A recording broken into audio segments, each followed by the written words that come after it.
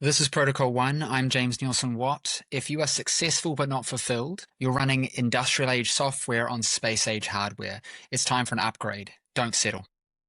Hey everybody, in today's episode of the Protocol One podcast, I've got Dr. Austin Lake here. We're going to be talking all things faith, entrepreneurship, travel, family. Welcome, Austin. I appreciate you coming on. Yeah, man. Thanks for the invite. I appreciate it. We're having some good back and forth beforehand, and so we thought we'd better get into it straight away before we kind of spill all the juice. Yeah. You were asking me about Japan. I was asking you about followers and things. Last time we spoke, I was seeing a lot of your content popping up all over the place, and you're going fairly viral. You were saying that you were focused on, well, at that stage, I assume social growth, and now it's kind of a metric that doesn't really matter. Give us a little bit of a backstory as to who you are, where you started, and then what's been getting you social media famous at the moment.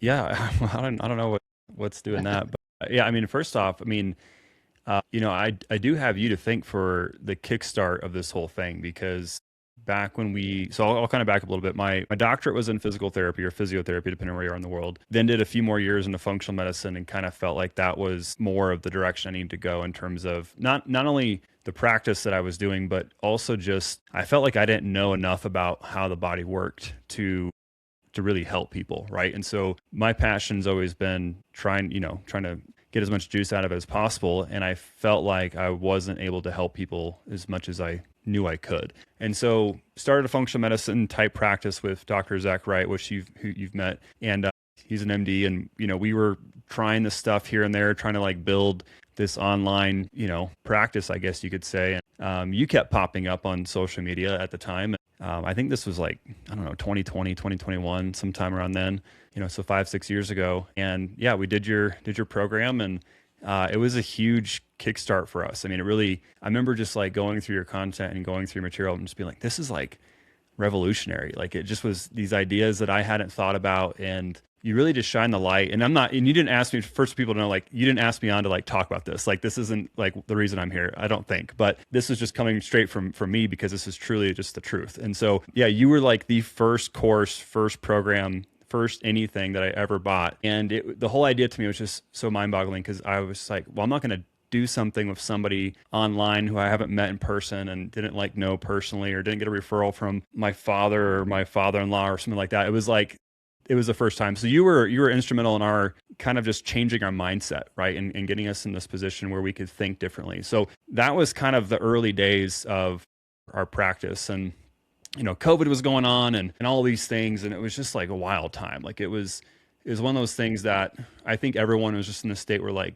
you're just thinking differently. Cause I feel like the narrative was being challenged so often that it was like, well, why not challenge the narrative with business and with how we help people? And so that's where that kind of all started with you. And from there, yeah, I don't know. It's the honest answer is one day I was driving home and I was kind of in this high point. I could see like the valley in Colorado, like northern Colorado. I could like see like my city, and there's just like so many lights and people I could tell. It's just like there's just like so many people here. I just want to help them. And I was like, God, just like open the floodgates. Like I feel like I have this information I want to share with people.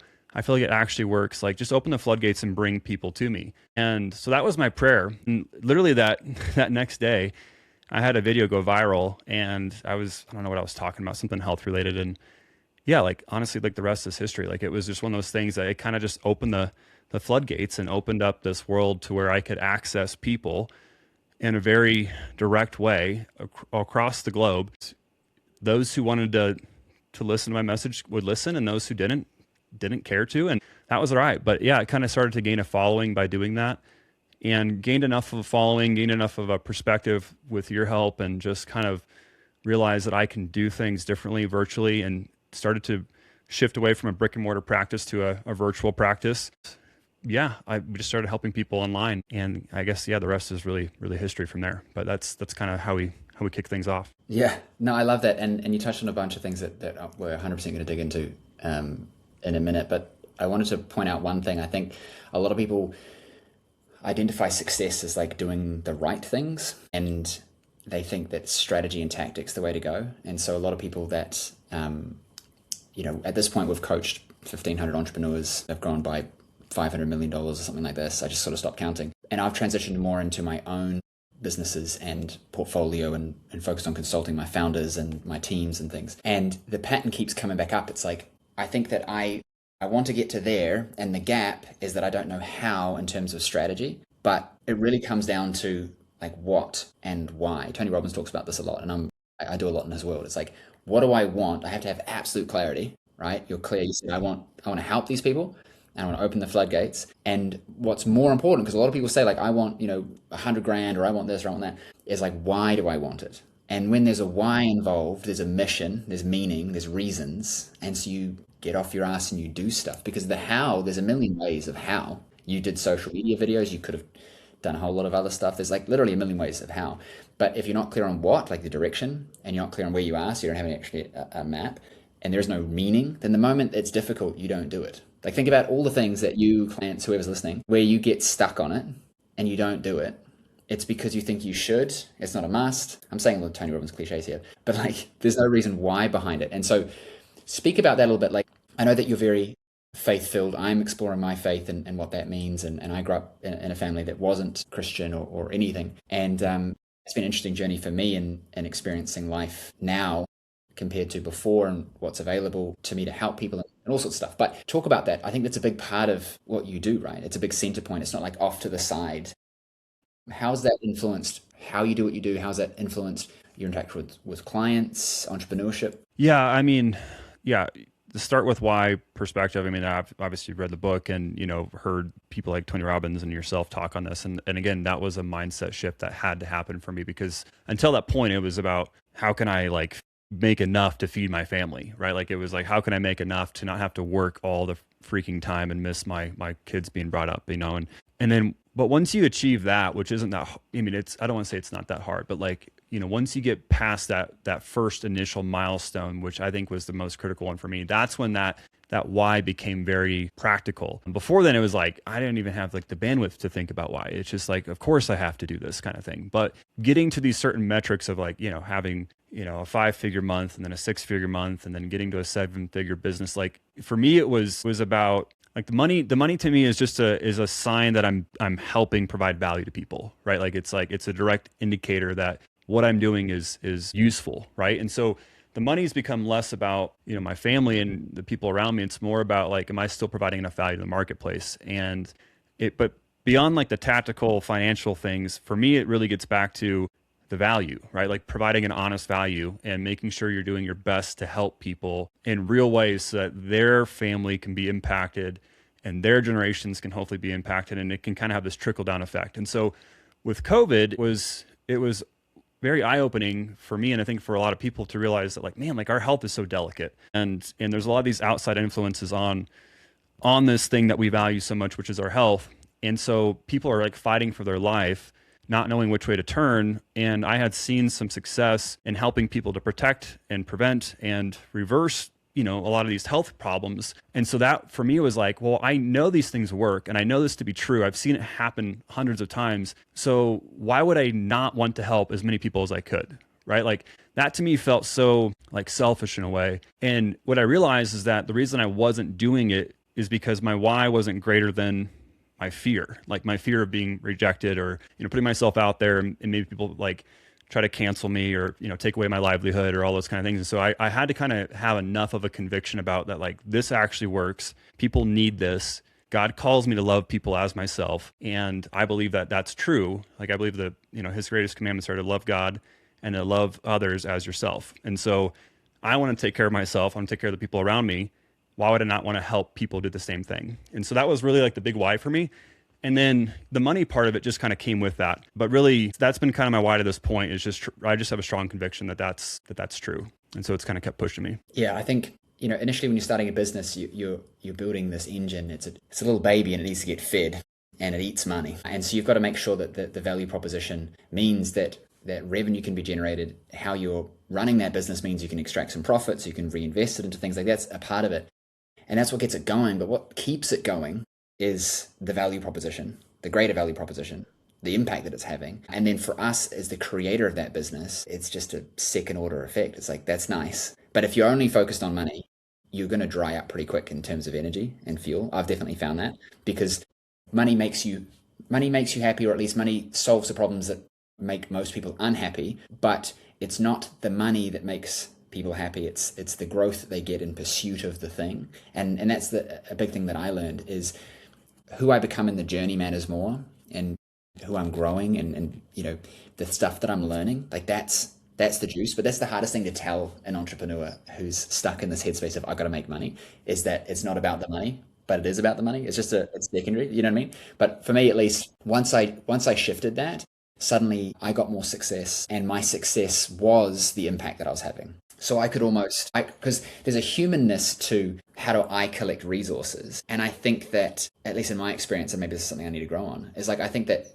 we can use that for a greater good by not pretending like that isn't in our human nature, and going, hang on, if I can be more successful because others are more successful, then I'm personally incentivized to help them be successful because then I'm being successful. But in doing so, I'm able to also grow beyond that, and actually not just intellectually know that my success comes from their success, but heart-filled, spirit-filled, like their success is my success. And that takes a switch from a scarcity frame to more of an abundance frame. When did that happen for you? Where it switched from scarcity, not just like making money, but even with clients, like you've probably experienced this. I know I have. You're dealing with people, and it's like, I don't want to lose them, or like, I got to make sure that they get better, to this point of sort of welcoming them in and saying, hey, you want to be here. I don't need you to be here. I want you to be here, but if you choose to opt out, not come to appointments, not do what I'm telling you to do, I'm not attached to that. It's almost like a switch for me, was from scarcity to abundance. Did you experience that yourself?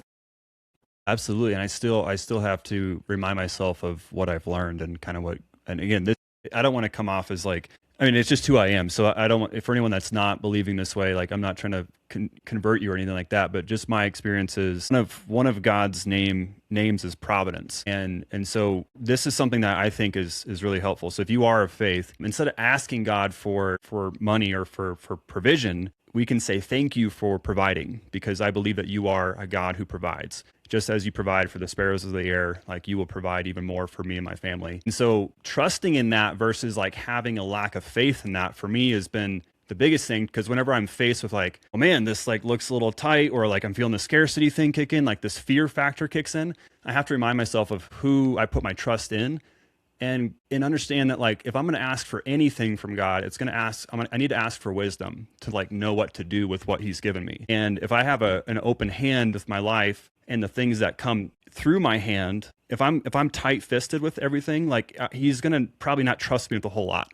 Just like if you have kids, like you get this, like I entrust my kids with enough to challenge them, but not to like overburden them and like ruin their life, right? Hey, here's the bills. Can you go figure out how to pay it? Yeah, it's like you clean up your room, like take care of your stuff, like, you get a toy, like you take care of that, or like you have a dog, like take care of that. But like, I'm not going to give them everything, right? And so I think as they grow and they're asking me for like, well, God, or Dad, like, how do I do this? Or what do I do with that? Or like, what do I need to do here? Like, that's asking for wisdom. So I can like pass wisdom down to them. And that's how I view God. Like, he's a father. That's what he calls himself, as a father. And so if he says like, hey, I'm not going to give you a snake if you're asking for honey, like I'm going to give you good gifts, but I'm not going to give you more than you're ready for. Like, I think a lot of this gets back to our beliefs. If we have a scarcity mindset that like, there's not enough, or like, I'm not going to make it, or like, there's just not good things out there, not good people out there, not resources out there.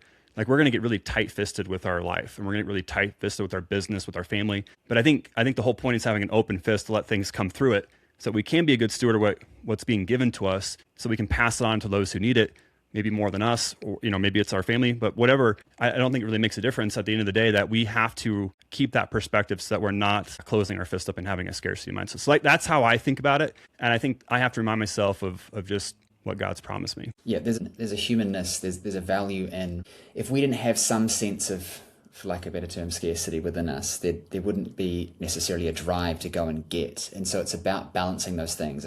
If we didn't know what bad feels like, we wouldn't understand why good is worth it. And so there's this duality, and we're kind of living in the middle of those things. And I think it's up to us to lean into them, to play the game, so to speak, that allows us to do more. And I think there's a good internal compass that tells us whether something is working well. And, those who are not religious might not call that God, might call it the universe. For me, it's like, whatever, notice it. Yeah. And right. then pay attention. Yeah. Give some meaning to it as you come to understand it. But there is a goodness, like You know when you've done something good. You know when you haven't. You know when you've put your all in. You know when you haven't. And I think for me, like, how do I put it? You drive down the road and there's a yellow line between you and death, head on collision by somebody that you hope wants to get home. You hope they're not drunk. You hope they're not texting or whatever, but you drive every day. So what if you approached all problems or actions or activities in the same way? There was an element of faith that things do work out for the better. I just have to find it. Something I learned from Tony was things are always happening for me, not to me. And it's my job to understand what that is. When I'm with my kid, I got two boys, 7 and 5, and they don't understand half of the reasons why we have anything, right? It's like they're kids, they don't get it. Like, why do we have to do this? Why can't I do this? My job is to help them have realizations to their level and understand that as they grow, more opens to them. And so, like you said, it's like there is an opportunity that's presenting. Why am I not a billionaire yet? Why have I not helped 1 million people? It's like, well, maybe I'm in process, but every time I come up and question that, and I'm not looking at what's happening for me and how I'm growing in that moment and having some gratitude for what's present and what's not, because I could equally wake up tomorrow and I could have cancer. So I could be grateful that I don't right now. I could be grateful for what is present in my life. I think it's very easy to say, I wish my house was bigger. I wish my business was better. I wish my wife was like this. And I went to a relationship seminar yesterday speaking about wives the other month. And one of the points that was brought up was, is this the spouse that you want, or is this the spouse that you have? Because you can idealize how you think they should be, and then you can accept who you have and love them as they are and understand that together you will grow. But it's your inability to see what you've got that's creating the problem. Yeah, and I think anyone that's married understands how important that is for not just your business, but just the peace in your home and the peace in your mind and all that. A quarrelsome wife or a quarrelsome spouse is, worse than probably most things in life. It just kind of tears away at you. But I think, I guess the thought that kept coming to my mind as you were talking about that is like, if you gain the world but you forfeit your soul, it's like, what is it worth? And it's like, I think we can always strive for we're always striving for the wind. And, again, King Solomon in the Bible, he's the wealthiest man ever. He had 1,000 wives and concubines and gold stacked high and palaces and all this stuff and all the wisdom in the world. And he says that like all is vanity, all is meaningless. But like meaningless, the word that we think about meaningless doesn't translate well to the original Hebrew. Like the original word translates more to something that it can't be grasped, right? Like it's like seeing a fog go by that you're like, I see it, I kind of know it's there, but I can't get a hold of it. Like that's kind of what Solomon describes life as. It's like we see this thing, we know it has value, but we don't know exactly why there's value there. And I think if we have this goal of like, helping 1 million people or growing a $1 billion business, and it's like, if it gets back to that why of like, I'm not even sure why that really matters, you're going to gain the world, but forfeit something in exchange for that. And I think, again, what King Solomon says is that, like life, like toil is what makes life meaningful. And so it's like, I've given this example a few times in podcasts, but it's like if you woke up in the beginning of your life, it's like 7 a.m. and you start building a sandcastle and you're building it all day long. You build this magnificent sandcastle. And at the end of your life, the tide comes in and it washes out the sandcastle and it's all gone. And you're just like, okay, I guess like I built this thing and now it's gone and I'm gone. Like, but that wasn't meaningless. Like there was value in what I was doing, but we don't always understand what that value is. And so I think a lot of this we can theorize about like what we think it is, but we don't fully know. Like I think that's the reality that I'm trying to accept is like I don't fully know what and why. I think I do, and as I've gotten older, I think I get closer to it, and then I learn something else, and I'm like, oh, that's maybe not it. And so I don't know. I think it's one of these things that it's fun to talk about. It's fun to like get out there and get your hands dirty and toil and do the work, but like really remind yourself of the why as you're going through it, and then also be okay with challenging that why at certain points in your life to make sure it's like still the same thing. I think it can change. Yeah, and beliefs are just thoughts that you've stopped thinking about. You've accepted them as truth. And I think that we always should be questioning and challenging, because that strengthens it. If there isn't an internal dialogue or an external one to really assess what am I believing, then it opens the door for us to have beliefs that don't serve us. I'm not necessarily going to say bad beliefs that don't serve us. They might, like, you can believe one thing and I can believe another, and we can both think it's the greatest thing ever. I might judge yours, say it's not a good belief. It's just not a good one for me with the direction that I'm trying to go in. It might be great for you. You're trying to get to hell. This is perfect. Keep believing it. You know what I mean? So I think that all of us just need to assess it and go, the things that I'm doing are as a consequence of the things that I believe. And is this aligning with the consequence of life that I want to be having? And I think where this goes full circle for me, like you said with the sandcastle, is if your goal was to build a sandcastle and then it gets washed away, you think that all the effort's gone because you didn't understand that it was not about building the sandcastle or completing the sandcastle. It was about in the process of building it. And then more than that, it was about who you were with and what you were doing and what you created in that. For my wife and I, it's what kind of sparked off a lot of this idea of travel we were talking about before the show. I'm in Japan at the moment, and there was this real feeling of like, what is this all for? Why does this matter? I had a friend that passed away from cancer. She was our age. We went to university together. We played with their kids and similar ages, and it was this existential thing of like, life is actually really short. And I think as you start to have kids, you notice life seems to go quicker. And then you have friends pass away and you go, man, I just turned 35, I'm halfway to 70. And I'm thinking, man, like, what have I done in my life? And the good thing for us has been that we made a decision in 2024 after our friend passed away. We said, life is short, I'm going to go and explore. The world is big. There's things to learn, people to see, stuff to do. And so we sold everything and we started traveling. And for us, it was about creating more memories, filling up our phone with experiences, things that we can look back on. With the rocking chair test, ever heard of that? It's like if I'm in my rocking chair when I'm 80, I'm going to be thinking about stuff. And I'm like, is this one of those things that I'm going to be thinking about when I'm on my rocking chair? And if it's not, don't bother with it. And if it is, go and do it. And because we're going to get to a point where we're going to realize like, this is over. There's going to be a realization point, I think. Either it's over or it's going to be. And I think for men, we hit that in our 40s, in our midlife. It's this, what have we done? And then we hit it again as we get older. I've chatted to a few people who are, 70s, 80s. And for us, it was, how do I fill our phone up? How do I make more memories, create legacy? And I think that for me, legacy was about every interaction we have plants a seed for them or for us, or creates an experience. There's a connection. And that has a butterfly effect. So anything we talk about today may sit with you for the next day, the next year, your entire life, and it's going to influence everything that you do because that's now seeded in the back of your mind. And so if I'm going out there and having lots of interactions, I'm creating lots of legacy. Like you said to me at the start of this, like how much of an impact I had. I don't think that I've captured a case study or testimonial from you. I think you mentioned to me like a couple of times. It wasn't a big thing we chatted about, not even why I reached out. Honestly, dude, didn't forget that you were a client, but like forgot that you were a client. It's not like we've worked together for a long time, but it still impacted you because I decided to make a program and help people with what I'd been doing. And then it had this impact. And so that's why I'm now in Japan, seeing more of the world. Yeah, that's crazy. That's cool. There's something I want to say in particular. I went through this thing called Fountain Life. It's like a full health body assessment thing. And back in March, and I found a lump in my lung. And for about 9 months, I thought I could have cancer because we had to wait to see if it was going to grow. It was too small to biopsy. I had a scan done in Korea. They said that it was 9 millimeters up from 6. And I was like, that's a 50% growth. Holy crap. Got another one done back in Florida with a more similar machine. And they said that it had grown, but very small. And it had gone from RAD 3 to RAD 2. But the point of my story is it's benign. Probably always was.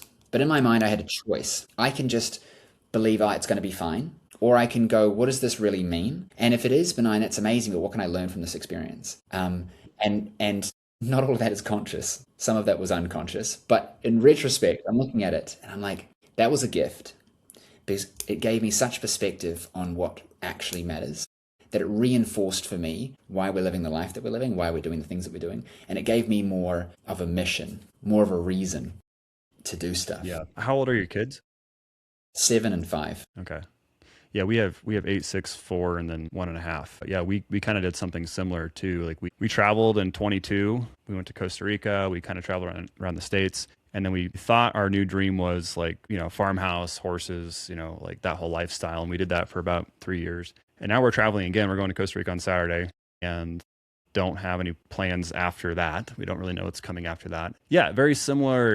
I don't know that my why was the same as yours, but it was like kind of that rocking chair test. It was like what would we, first of all, like what is our dream? Like, and I think what are we even shooting for? Like that's something that we've had to kind of recreate a few times because each time we set out like, hey, let's do this, like it would happen, like it would work. And then it was like, okay, like we accomplished that, like, well, what's next? And so I think what I realize now is that I'm not asking for big enough things. Like I've kind of gotten back into that, like in a way, scarcity thing. like not wanting to lose what I've gained. And to me, it's so ironic because the reason I think I got here is because I got rid of the scarcity mindset, and now it kind of it finds its way. It's kind of creeping back in. But I think the big picture is like you were saying, like when you have kids and a spouse, like I don't know, like you can take your family in your unit with you, right? Like you can go these different places, and I always thought about it like, well, you can't move from your family, you can't leave your family, but when you have kids and you have a like that's your family, like that's your new unit, right? And so I love the travel thing. I'm not saying it's for everybody. I do think there's value in also like setting some roots and like having people around your family that like can invest in your kids and invest in yourselves, and I think there's a space for that. But I do think like getting this new perspective is very impactful for the kids and for us. I don't know. It's interesting to me that we're doing this similar kind of thing. I don't know if it's like the progression of a business owner. Like you get to a certain point and like you're like, okay, like this is all good now, and I feel like I've checked that box. Now like what else can I check? And I don't know if that's what dads do or what business owners do, but it seems that's what we've done, and it's kind of interesting. I'm not sure if that's a good thing or a bad thing, or if we're like discontent in life or what that actually means, but I don't know. What do you think? I think I've talked to a few people and one guy recently actually, and because I'm building out a platform, we have a homeschooling platform that I built that was just for us. It was to help our educator and our nanny homeschool the kids while we're traveling. Because last year we did 8 countries, 18 cities. This year we're doing maybe 6 countries as well, maybe a few more at the end of the year. And it was like, how do I make this easier? Because everything is just a series of problems that you got to solve in your relationship. I got to get her attention. I got to get her to like me. I got to get her to say yes. I got to keep that thing going. Like, and then I'm gonna have kids. Everything's just a series of problems, and there's a circle of influence, and you have to grow to open that circle up, to grab a hold of the solution to that problem, and in doing so, you can't help but grab solutions to other problems that you didn't even know were connected. And so there's this growth that happens. And so I think 2 things are going on. And I think one, the world's changed. Like I talked to a guy who launched a company, it was like $1 billion.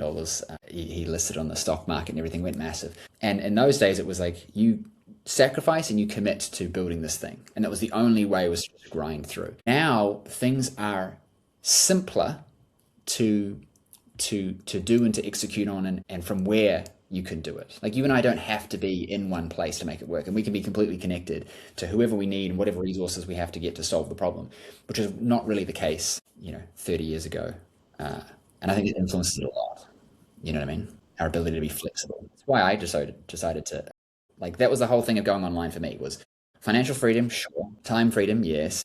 Business owner, classic. Location freedom. How do I do this without having to be somewhere? And technology is just making this even easier. So do you feel like with creating all this freedom and like, but also having that awareness where you see like there's a new set of problems that need to be solved, how can I kind of get my fingers in that as well? Do you feel like this is something that I struggle with, is like I could probably work like 2 hours a day, right? Like I could get by with that and we'd have a great life. But I have this like, yeah, like I find new things to work on, right? And I find new things to solve. And like my mind can't not do that, it feels like. And so the guilt I feel sometimes, and I'm not sure if this is justified or not, but it's like, we homeschool our kids too. Like I could spend more time with the kids. I could spend more time with my wife, and I could do more of these things that like I said that I wanted to do initially. And then as like a business person, like I can't help but want to do more of it because I like it, right? And so like some of the like the guilt I feel, not really shame, but some of the guilt that I feel is like,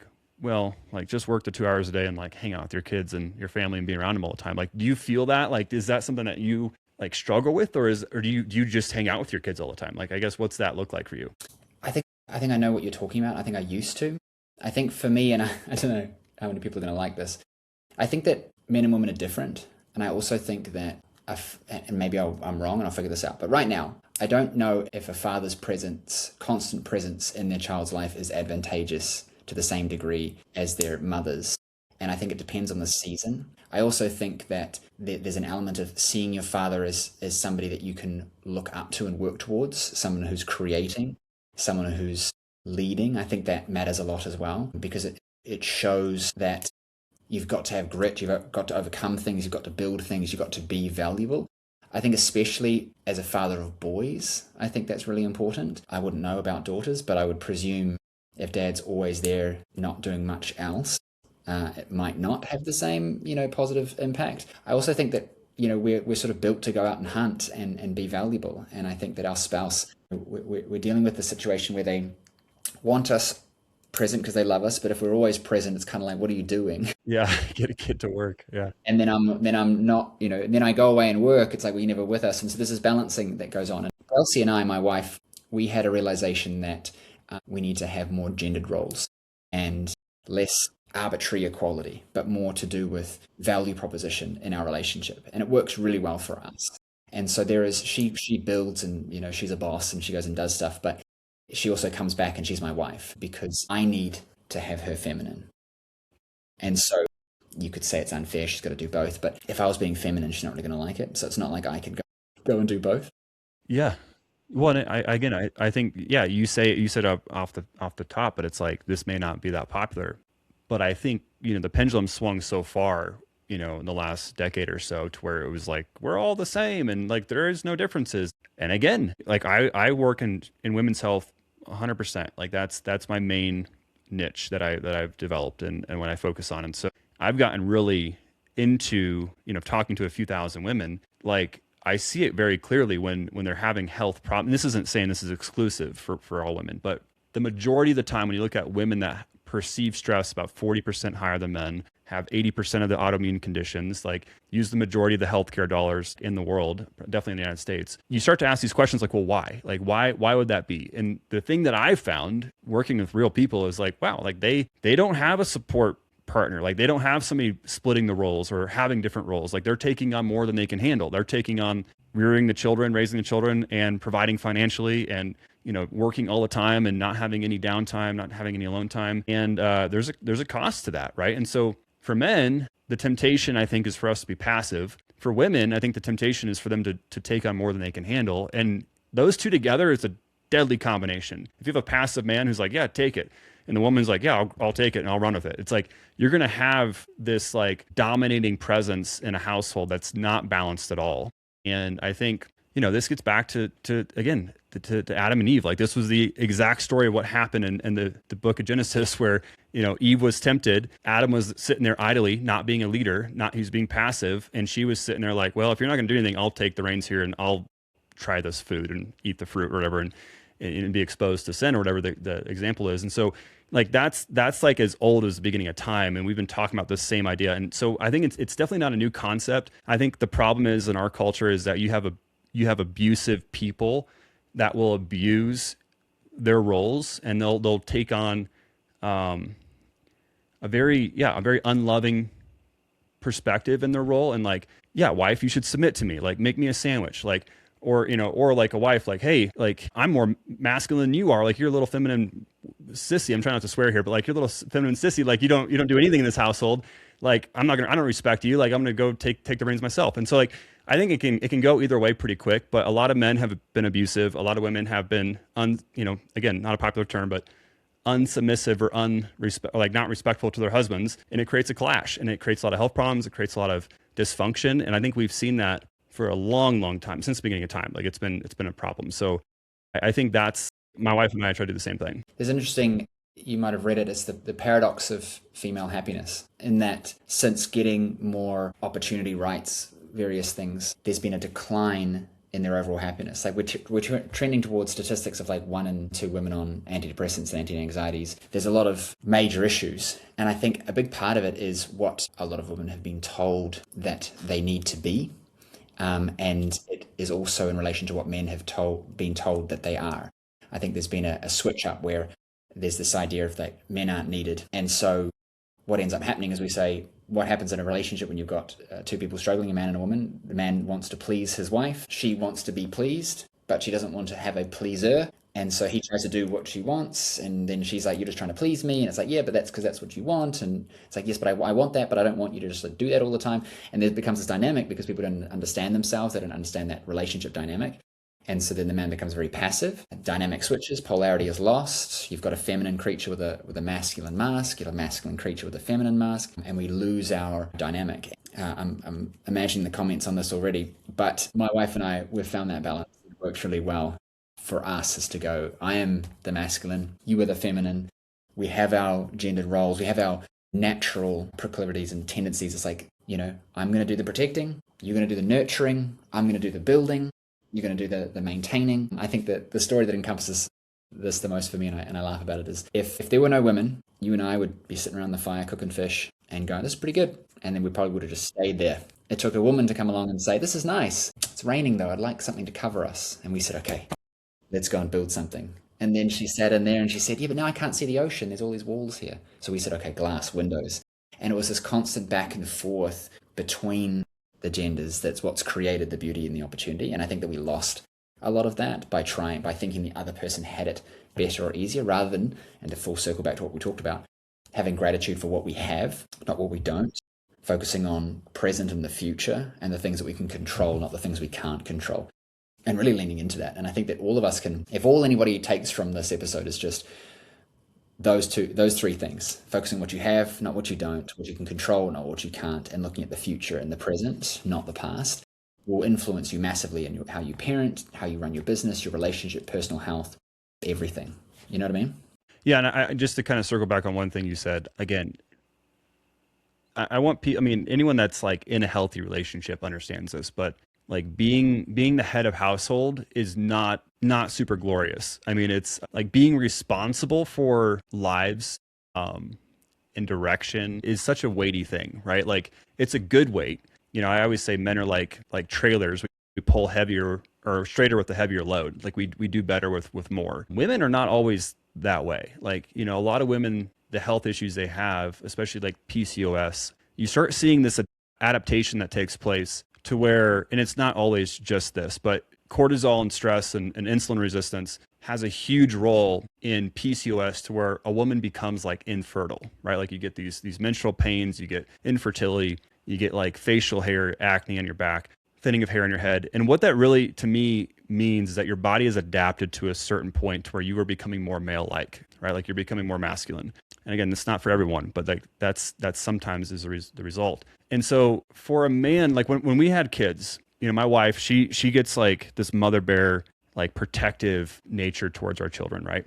Like I feel that way, but the way that she looks at our kids is the way that I look at her, right? Like I look at my wife as like I am responsible for you. Like, and I know that if I take care of you, you take care of our kids. And like, and I obviously take care of our kids too, but like my responsibility is first and foremost for her and secondarily to my kids. But her responsibility is to them and protecting them, nurturing them. And so like that headship responsibility is so heavy if you know like what your job actually is. And that's why I say like it's not a glorious thing. Like it should make you feel like very humble and like very much like, gosh, like I got to figure this out. Like this is such a big responsibility. And this isn't like I'm a king just wanting my servants to serve me. Like that's not at all what a healthy headship looks like. And I think again, our society has adulterated it to the point to where we don't even know what a good picture looks like, but you know it when you're in it. Like when you're in a healthy relationship and you have your kids and you have your wife, like it's a glorious, amazing thing. And I think it pushes you so much further in life, and it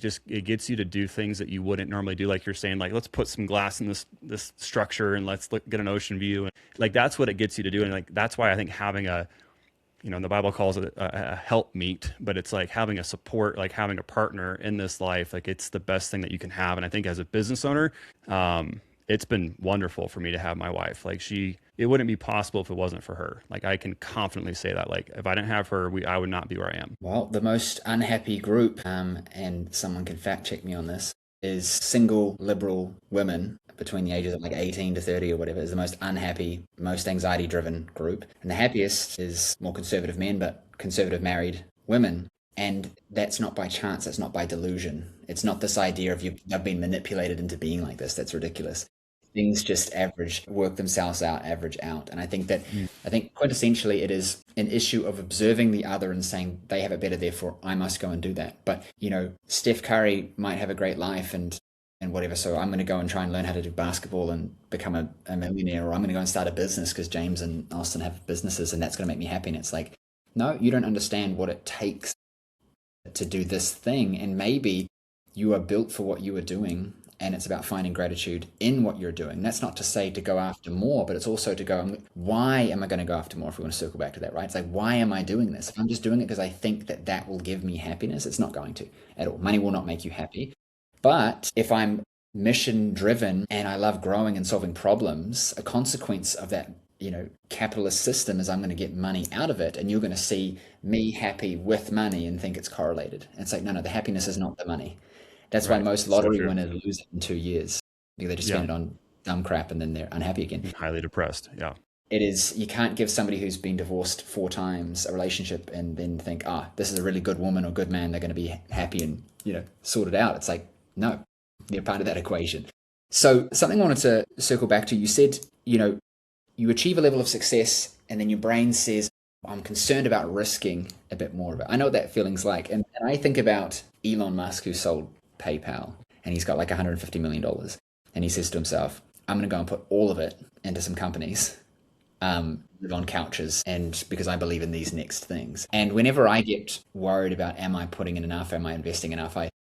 When you have kids, there's this part of you that's like, yeah, but I got to keep them protected. And then there's this other part that I sort of forget to listen to, that is, I am resourceful and I will figure it out. And God is providing, and this is for me to grow into. And I have a choice to make. Do I want to continue living as I am, which is amazing? Or do I want to become more? And then the question you have to answer, I think, for yourself is if I stay where I am, is that okay? Or is that my humanness saying that because my creator's given me an opportunity and I'm not taking it? And so I'm kind of saying, screw you a little bit to this next opportunity being provided for me because he sees that I can be more. But I'm saying, I'm going to stay where I am right now because I have these human fears. And that's something that I've been wrestling with. And then I think of Elon taking $150 million, which is like generational, put it in the S&P 500, just sit on it forever. And he was like, no, I'm going to go after these big things. I don't know if I have balls that big, but I like to think that I tackle bigger problems. Travel's been a big problem for us to tackle in the growth that it's given and the adaptability for our family. I interviewed somebody a few years ago, and he said, I was asking, like, should I go and do this? Should I not? What's your opinion? And he said, well, James, because I was worried about my kids at the time. And he said, well, James, one of your children's going to love it. It's going to be the best thing for them. And the other one, it's going to not be. But then your alternative is to stay where you are and not travel. And one of your kids is going to love it. It's going to be the best thing for them. And the other one, not so much.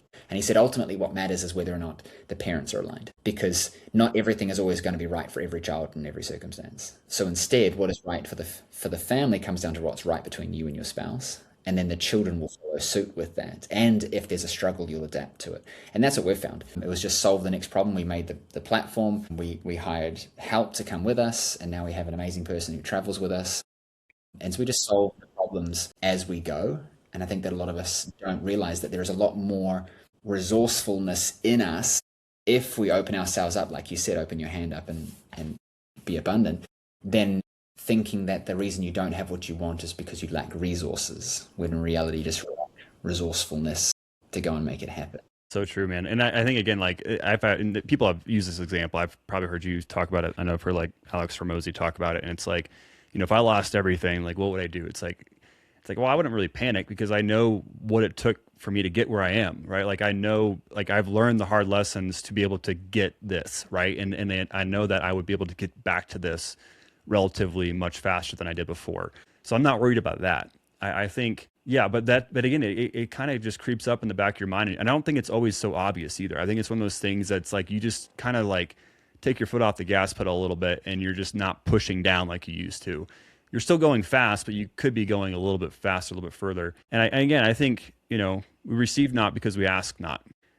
And for me, again, I for anyone who's like, man, this guy is such a like Bible thumper, like, I apologize, but it's just who I am. So I think in these terms, but the two things that I usually ask for to kind of give me clarity in what direction I should be going. I want, as a Christian, I don't want to practice idolatry of the wrong things. Like, I want to serve who I believe is the one true God and not these other little gods that I kind of can make out, whether it's finances or my family even, or status or whatever. Like, I don't want to make those my God. And so I ask God often, like, okay, God, what are my idols? Like, what are these things that I'm worshiping or putting my effort towards that are not worth putting my effort towards? And this can be a lot of different things for people. Like, if it's like, for you, it's like, no, I don't believe in God, but I want to love my family. It's like, great, like, make that your thing, but like, make sure you're not sacrificing that thing for this other little God, right? And so, my son asked me this one time. It was like monumental at the time, and I don't know how he asked this, but he always asks these games that like little kids do. It's like, well, Dad, what would you do if it was like a shark or a bear? Like, who would you choose, and how they fight, and how they win? Like, all these like crazy things. And I was just like, I don't know. And But one time he's like, Dad, like, what would it take for you to like give me up? And I was like, what? Like, what do you mean? He's like, if somebody's like, you can have this kid or you can have this kid in exchange for me, like, what would that be? And I was like, nothing. Like, there is nothing I'd give up for you. Like no amount of money in the world would I ever give up or exchange for you. And like, as I was saying it, I was like, but like, how much have I given up of my relationship with you for like a little bit more money to like work a little bit harder, to get a little bit more whatever, and like exchanging that for you. And again, it gets back to that balance of like, we got to be out there creating and working, and the kids need to see that. I think it's a good thing. We're made to work and build. But also that balance and that tension is, but how much are we sacrificing or giving up of the things that we actually really care about and love the most, and for like a little bit more of whatever we're pursuing. And so, but I think for all of us, like we would never give up our wife. Like at least hopefully most of us would say that. Or like we never sacrifice our kids for something else. But we do it in these little ways all the time without realizing it. And I think that's where asking these questions and having these kind of discussions are so important, just to give some perspective as to, again, the why. Like we keep circling back to why, but like it's so important. I see it with pastors all the time. Like they serve this huge congregation and they have all these, members of their church, but yet like their family's suffering, like their kids don't know them. Their kids like feel, like they're unseen. Their wife doesn't know them. And like, that's a struggle that I feel with like doing podcasts or traveling or doing whatever business stuff. It's like, I get all this attention from all these other people, but it's so easy to like sacrifice my family in the process and like easily justify why I'm doing what I'm doing, but like missing the main crux of actually why I'm really doing it. It's like, if I don't serve them first, serving a million people doesn't matter. Like if I'm not loving my family first, like it's all worthless in my opinion. And I think that's where I have to start. Is my mission field is my family first, everybody else second, and I think we can keep that perspective. If you have family, it's, it can pull you back to reality pretty quick, hopefully. At least it does for me. There's an interesting balance. If you are family first, and so you put all of your focus on your family, but you don't serve the business, then the family suffers. If you put focus in the business, the family suffers. I think that the key thing is how you define that and what structures you have in place to support the family as they need it. And that's where I was saying before, like being present 24/7 all the time will feel nice for that day, maybe that week. And then there's an element of like, oh, but what does Dad do? Oh, no, he just plays Lego with us. And now there's no one to look up to. But then when you go and work, I want Dad to be here playing Lego with me. And there's this balancing of giving while also understanding, and I guess all humans, it's like delayed gratification is a part of it. If I am always going for what I want now, not what I need, then I'm not going to have much in the future in the way of influence, health, life, etc. Because I'm going for that feeling. I'm living now, that hedonistic kind of like what's going to make me feel good now. And I think there's almost we're teaching our kids through that. If Dad's always present and can always play, am I creating meaningful memories? And am I training them to just, if you feel uncomfortable, it can be satisfied immediately by someone else, or by I get the thing that I want, versus understanding there's a duality at play. And so I think the way that we reconcile that is to understand what our mission is, what legacy we want to leave, what we think that would look like, and then sort of being okay with it, knowing that you're going to make a mistake, but the fact that you have an intentionality means that inherently there's no ill intent behind it. So you're going to make mistakes, but you're able to reconcile those because you have an intention to do right, and you will learn. And there's a saying that you can tell if you're the parents that loved being parents by how they interact with their grandchildren. If they're present with their grandchildren, they never wanted to stop being a parent. But if they don't, they may never have wanted in the first place because they're not drawn back straight to that caring nature. It's not a judgment, but it's just a reality. And I think that our job is to figure that out for ourselves. I'm not saying we're never going to do it perfect with our kids. Because if I hadn't have worked in the way that I did work, well, there's things that I missed. We wouldn't be having this life now, and there wouldn't have been these possibilities for my family. And so I think I can only speak as a man. I think there's that sacrificial aspect where we are taking pieces of ourselves and building them up. And there's a big thing to live up to. Dads are going to be super present these days, but finding what that really means. And so for our family, it means that, every weekend we're always doing things. We live an incredible life, which means that there's a density of positive emotion in what we're doing. It's not just we're going to go out and do some random crap. It's like, no, we're going skiing today in Japan. And so after this, do a little bit more work. Then when the kids sort of finish up for the day, we're going to take them night skiing. Or we're just having a more dense experience. And I notice that when I look at our phone and our memories, it's like, man, we've done a lot of stuff. I've put in a lot of time, but I haven't just put in arbitrary time. It's not like Right. total time on Yeah, the that's clock, key. you know? Yeah. Yeah, I think that's key. I think that's been our experience through the last few years. And I would, again, I don't think about this too much, but whenever we do compare our lives to a lot of the people we know, we're always kind of like, dang, like this is cool. Like it's cool that we get to do these things. But again, it's not, it didn't happen by happenstance. Like we've been asking these questions for the last 5 years, like 6 years. Like how can we raise our children differently? Like why do we homeschool our kids? Like why does that matter to us? Like we want them to have a good education. We want them to not be indoctrinated. We want them to like think for themselves. Like we want them to be around us more and have more flexibility. Like we want like all these different things. Like so that was a big decision that we decided to do. Like with their health. Like why do we feed them the way we feed them? Like we're very intentional with all these things. Like, why do we not do certain things in terms of vaccinations and all this different stuff? It's like we want to think and be intentional about the same way that we are with our business, like our kids especially. Like they not even just our kids. Like this is kind of a tangent a little bit, but there's this example that people don't really like hearing, but I think it's helpful. But it's like if you were ever on a sinking ship and you had your family and you can only choose like either your wife or your kids, like who do you choose? And like the right answer is, by definition, like if the sink is shipping, you choose your wife and let your kids die because you can always have more kids. And like people like they hate hearing that, but like the reality is like being aligned with your wife, like you were saying up front, I think it allows the kids to feel some sense of security and protection no matter where you are or what you do. Like if mom and dad are aligned, like they feel that and they're going to be okay. Right. And I think so many people adapt their lives around their kids. And I don't think that's always a healthy thing. I think it's better to like align you with your wife and then make decisions that are best for the whole group, for the family, and then let the kids get to experience a wide variety of things. And so I think we've done that. We keep trying to do that, but it is a very dense life. It's a much more quality life. And I think the reality is that a lot of people can live that life too. I think a lot more people could experience that if they, number one, got over the scarcity thing, got over some limiting beliefs that like it's possible or not possible, and we're able to build a system or a business that would allow them to do that. Like it becomes much more feasible to where if you're not doing it, you're kind of like, why are we not living this way? Like, why would we not be building this life that we clearly could build?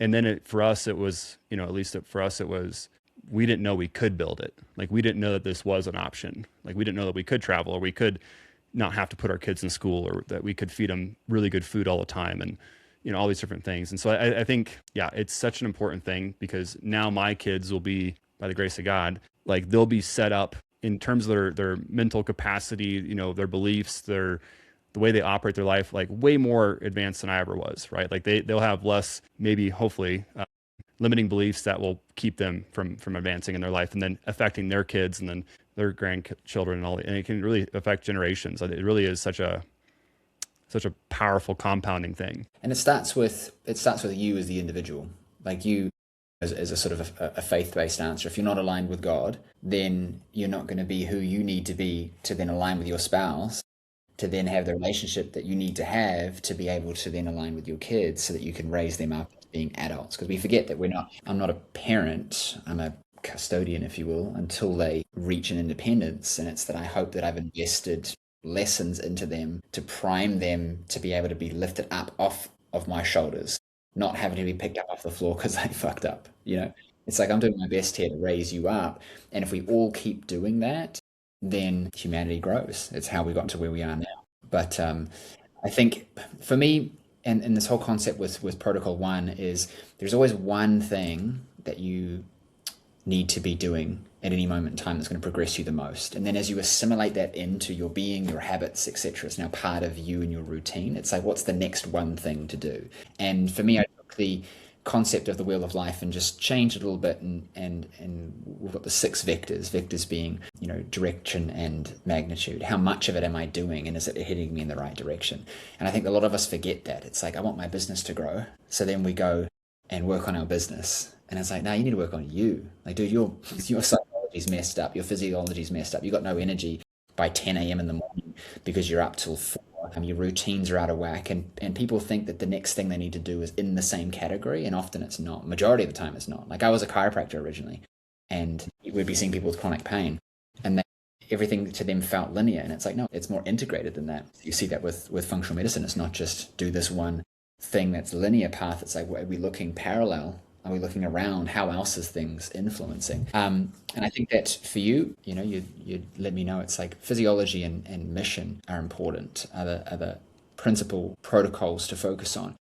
Give us a handful of things that if you had a person who wanted to transform their life, they're feeling a bit stuck, whether it's in their relationship, whether it's in their business, whether it's in themselves, what would be the protocol one? What would be the one next thing, without knowing anything about them, of course, that you would encourage people to go and do that would start to sort of make meaningful change? If they're feeling stuck, I'm working on my business, but it's just, I'm stuck. I'm working on a relationship, but it's just stuck. What's the one protocol that you would ask that they look to add to their repertoire? Yeah, I mean, speaking universally, and again, this is the thing that keeps coming back to my head, and then this sounds so elementary, but I would say, like, have a consistent bedtime. Like, that sounds so ridiculous to say that, but I think that, like, that's the initial domino for a lot of people. Again, you talk about like a mental space. A lot of people are like sleep deprived at a baseline, like they're getting a bunch of broken sleep. And so you're going into your day in a state of psychosis that like you just can't function at a high level, right? Like you're not going to think clearly. You're not going to function. Like you're saying, you're tired by 10 a.m. So many people are just so tired. Like they don't have enough energy to feed into everything else they want to do, right? And so I think if you get that one domino moving, you wake up refreshed. You wake up with like some sense of completion already. Like, hey, I went to bed. I like already accomplished my goal by going to bed at the same time, and I'm waking up with like this goal accomplished. Now let's like get the rest of the dominoes moving. I think for people, if they can start getting their health to enough of a state, you may not have enough money to buy like the best food or anything like that. But if you can get your cellular health to a point where it's working for you, talk about a good investment. Like you're going to be much more productive. You're going to think more clearly. You're going to have more bandwidth, more patience, probably more of a state of peace even, just because you're not feeling like you're getting stimulants all the time just to kind of prop you up, and that makes you feel crazy. I think honestly, like start with a consistent bedtime routine. Like don't set an alarm for your morning, set an alarm for your bedtime. So that will keep you consistent, and that'll help your circadian rhythm to start getting in a good rhythm to where it's working for you the next day. And it's a great investment for the rest of your life. So I think I would focus on that. Now, whether you need 6 hours or 8 or like that's relative to you and what your body needs. I'm not like saying everyone needs 8 hours of sleep. Some people do well in 6, but most people become like have a sleep deprivation if they're getting less than 6 on a consistent basis, and that's like a clinical diagnosis, and you start having that problem develop. And so I think from there, I would say identify like what the little voice in your head is constantly telling you that's not possible. Like if you're like, man, I'm just fat. Like I'm always going to be fat. Like that's just who I am. My mom was fat. My grandma was fat. Like I'm just going to be fat. Like that's just the cross I have to bear. Like if you find those things that you're telling yourself consistently, like challenge that thought, like challenge that idea, like ask yourself, like, do you have to be poor? Like just because your parents are poor, like does that mean that you have to be poor? Like I was poor. Like you didn't have anything growing up. Like my dad always killed himself, like literally almost killed himself. He did die a few times on the table and they resuscitated him, but like heart attacks, he worked 100-hour weeks. Like we had very little money, and he was doing that all the time. Like that was my exposure to like what the business world looked like, is like you don't hire employees, you grind it out, you work 100-hour weeks, and you just like survive. Like that doesn't have to be that way, right? Like that was his case. There were some bad things that happened. My brother had cancer. My mom had a bunch of health problems. Things went poorly, but there was also some limiting beliefs that were passed down to me that like I've had to identify. Like, oh, I don't have to struggle all the time. Like I don't always have to be poor. Like I can figure these things out. Like God's given me wisdom to do that. Like I can do it. I can employ people like James and figure out what they've done and figure out how to like overcome this or whatever. So like identifying those limiting beliefs, I think are super important, but you got to have it from a state of health, enough of health that you can start to ask these questions. So you're not always just surviving, especially with your physiology. And I think from there, then it's going to be, for me, again, it always gets back to my faith, but we have to have something greater than ourselves, like you were saying, to believe in. I think our society, when you look at health, holistic health, the people that usually are the healthiest are the ones that have a faith in something greater than themselves. And I really do think that's what's been the best thing for me, is that I don't view life as like, this is all I got. Like I view this as like a launch pad into eternity. I have a strong conviction about that, but I also want to live life to the fullest, and not in the sense of like I want to party and like get drunk and all. Like I want to live life to the fullest in the sense that my convictions are lining up with my actions. And I want to live that way to when I wake up in the morning, I'm excited for my day. Like I'm excited to get up. And a lot of people don't have anything to look forward to. So like they don't want to get out of bed. And I think a lot of that energy is a lack of, mission, like you were saying up front, like they just don't have a mission they're on. And so they don't wake up excited. But when you have a mission you're on, like you wake up excited, you're serving something greater than yourself, you're loving people as yourself, value will associate with money. And, it's not all about just like being able to buy and do whatever you want. But I do think that buying food and buying shelter becomes less of a concern. And it's like the Freudian hierarchy or whatever it is, like or Maslow's hierarchy of needs, like, your initial needs are down here and it's just basic necessities. And as you kind of start ascending, you start to get to different levels of need. And I think that's been the case for everyone ever, that's ever lived, is we're always like ascending this pyramid or this ladder. But the reality is, I think if you can go to bed at night, believing that you're on a mission, being consistent enough to have a consistent bedtime so that you are excited to get up the next morning and feel energized. It just kind of, I don't know, I think a lot of the good things can happen if you have a basic structure like that in place. I kind of said a lot without saying much, but that's. No, I want to summarize that beautifully. You did a great job. I think people disregard sleep because they think that it's getting in the way of the hours that they think that they need to achieve what they want. And I think if people understood that you don't need as much time, it just needs to be focused. You'll get more done with focused time than you will with just arbitrary time. It's the same thing with your spouse. Like, go sit on the couch with them for 16 hours and do nothing, or go and have an incredible, passionate, loving, connected date for 90 minutes, for 2 hours. And then stack lots of little 2-hour intensely connected dates versus just 16 hours of random crap. And you'll have a much better relationship because it's not time. Same thing with your health. It's not, I'm going to go to the gym for 90 minutes. Like, what the hell are you doing for 90 minutes at the gym? I tell people, just go to the gym, lift some stuff, and then go home, because the success was the fact that you went. And then every time you go, you'll start saying, man, I should have a bit more of a system to this. I feel like I could do this a bit more practically. And then you start to notice some improvement. You think, man, look, I'm getting stronger with this. Okay, well, what else do I want to get stronger with? And it starts to plant this seed of growth. But if you say, no, I must have the right shoes, the right clothes, the right trainer, the right program, it's like, dude, you're not even going to the gym. Just like go. That program doesn't matter. Show up. Yeah. Same with health stuff. It's like, sleep better and drink more water, and you'll notice that will have a much larger exponential impact on your health, Dave, than if you try and micromanage your supplementation, whatever else. Like, just make these big things. And that's the point of protocol 1, is like, what's that one next thing? If I just did that, I would have a asymmetric return on my investment. So I think summarizing this really well, there's a lot of themes here, right? It's time that you spend with your kids. What can you do that creates an asymmetric return? Meaningful. Again, sit on the couch with them and watch 7 movies back to back, or go on an adventure into a local park and push them on the swing and do that for 45 minutes. There's more memories created in that than 6 movies. You know what I mean? My son and I, we woke up this morning and we were up in the mountains right now, and it was like this big bird in my mind. I was like, he wanted to go hiking, and I was just like, oh man, it's going to take like all this time, and I don't know if I have time for it. And I just woke up this morning. I was like, no, like, it's like, let's just go. And, we blasted up the freaking mountain and got home within like less than an hour. Like, we hiked up a mile, came back down, had some really cool memories, and we were home before breakfast. And it was like, it took less than an hour. And I was just like, oh gosh, like, how many things are like that? Like in your life that we just build up and we procrastinate on. But yeah, there's so many little, I love that example. You don't have to do that with travel either. Like, you and I have decided to do that because we have the resources to, and the desire to, but it can be any number of things. It's just about meaningful interaction, meaningful, thoughtful activities. How can you condense more in? I think people realize that they don't have much time on Earth far too late, and I feel lucky that I had that experience I call it a cancer scare because it creates more meaning for me to say my health matters. You could laugh and say, I was benign, I was always going to be benign, blah blah blah. It's like, well, sure, but what matters is the story I pull from it.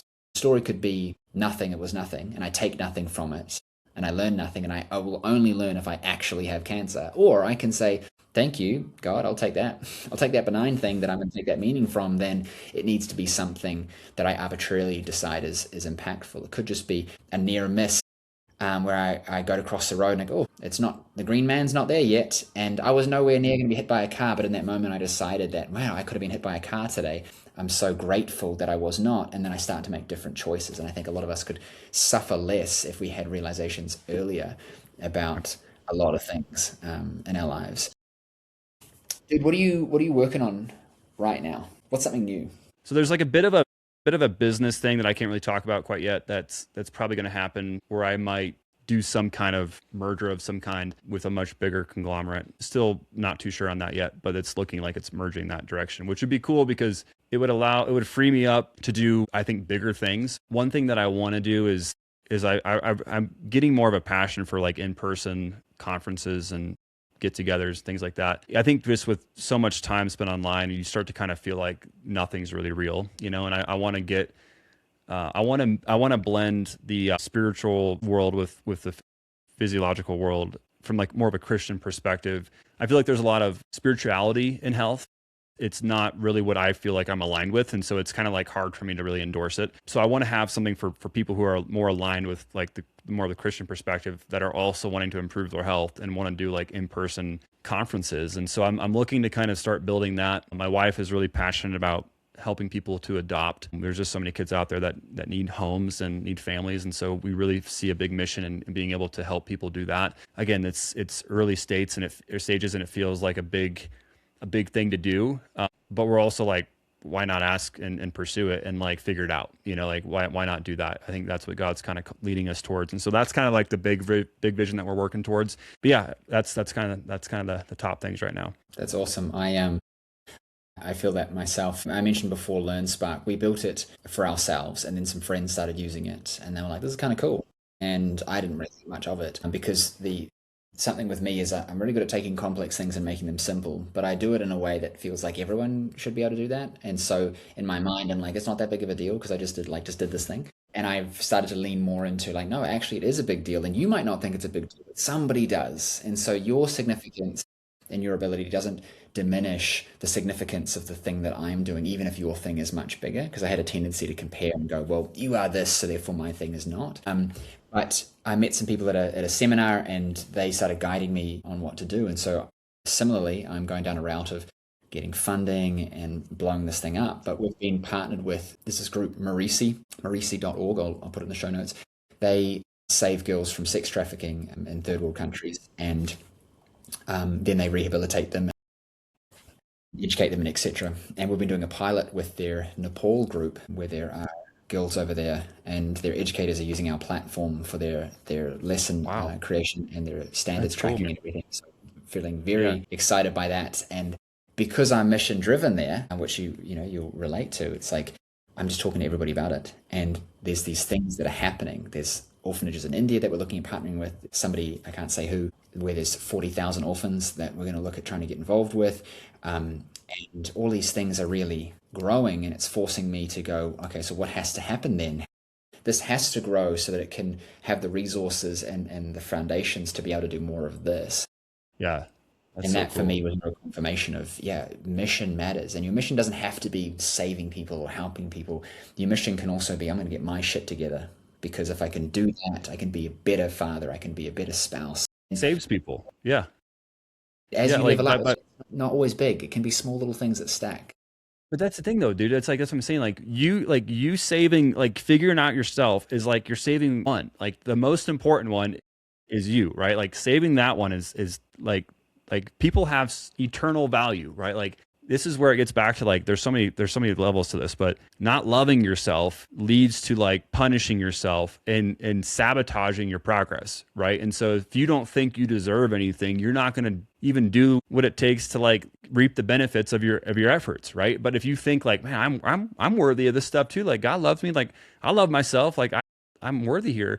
Like you'll start viewing yourself to that perspective, in my opinion, the way that God looks at you as like having eternal value, and you'll start doing the things naturally that like will help you. And then you help yourself, you help other people, then it extends well beyond yourself. But yeah, I think if you start off trying to help other people in another country, you're not going to get very far because like you're not loving yourself at all, you know? And I think that's such a good point. But one of the things I was going to say, you're hitting on, we should probably talk a little bit about this adoption stuff because this is kind of right up my alley, definitely my wife's alley.